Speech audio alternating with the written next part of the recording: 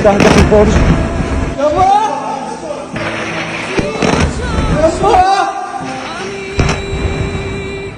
अस्सलामुअलैकुम वरहमतुल्लाहि वबरकातुहू। गाज़ा में मजबूर लोगों को ख़त्म किया जा रहा है। मिस्कीन माजूर मजबूर लोगों पे इजरायली बॉम्ब डाल रहे हैं और ये सिलसिला जैसे ख़त्म होने का नाम ही नहीं ले रहा। पिछले 3 महीनों से हम देख रहे हैं कि फ़लस्तीन में किस किस्म की दहशत गर्दी कर रहे हैं इजरायली। इजराइल का प्राइम मिनिस्टर बेंजामिन नेतन्याहू जैसे इस जंग को ख़त्म करना ही नहीं चाहता। ऐसे में हम फ़लस्तीनियों के लिए खूब कसरत से दुआ कर सकते हैं कि अल्लाह उन्हें इस अजाब से, इस दहशत गर्दी से निजात दिलाए। क्या आपने सुना है, महात्मा गांधी ने भी कहा था कि फ़लस्तीन बिलोंग्स टू अरब्स, ये फ़लस्तीन अरबों का है। उन्होंने हरिजन में इसके बारे में लिखा था कि फ़लस्तीन उसी तरह अरबों का है जिस तरह इंग्लैंड अंग्रेजी का है या फ्रांस फ्रांसीसियों का है। यहूदियों को अरबों पर थोपना गलत है और अमानवीय है। अरब देशों को बांटना मानवता के खिलाफ है। और अटल बिहारी वाजपेयी सर का भी एक मशहूर स्पीच है कि फ़लस्तीन फ़लस्तीनियों का है।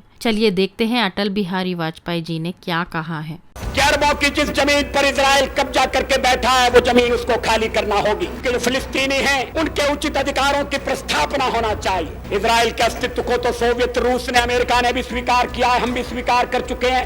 एक गलतफहमी पैदा की जा रही है। ये कहा जा रहा है जनता पार्टी की सरकार बन गई, वो अरबों का साथ नहीं देगी, इजराइल का साथ देगी। आदरणीय मुरारजी भाई इस स्थिति को स्पष्ट कर चुके हैं। गलतफहमी को दूर करने के लिए मैं कहना चाहता हूं कि हम हर एक प्रश्न को गुण और अवगुण के आधार पर देखेंगे, लेकिन मध्य पूर्व के बारे में यह स्थिति साफ है कि अरबों की जिस जमीन पर इजराइल कब्जा करके बैठा है वो जमीन उसको खाली करना होगी।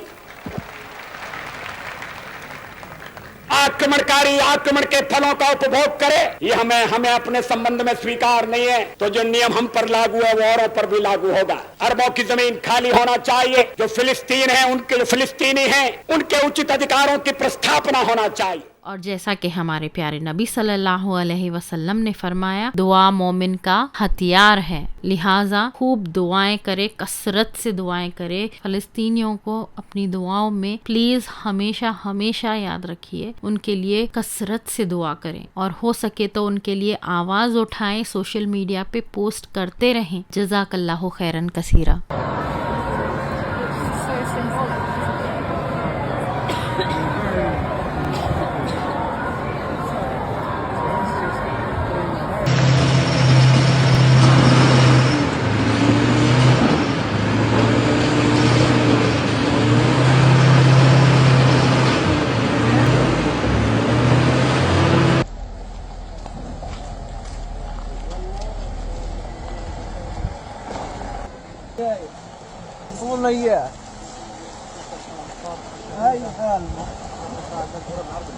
يعني هذا المشهد أمام أحد المخابز من أجل الحصول على رغيف خبز في مدينة رفح.